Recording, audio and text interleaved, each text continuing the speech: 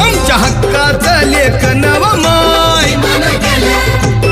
मग कुणी नाही केलं भलं व माय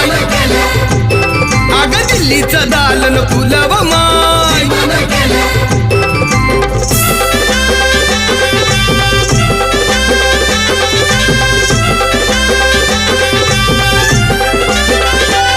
तुमच्या पोरानं शाळेत शिकावं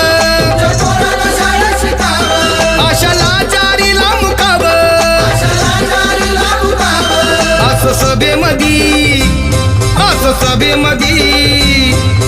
सभेमधी भाषण व माय मग कुणी नाही केलं भलं व माय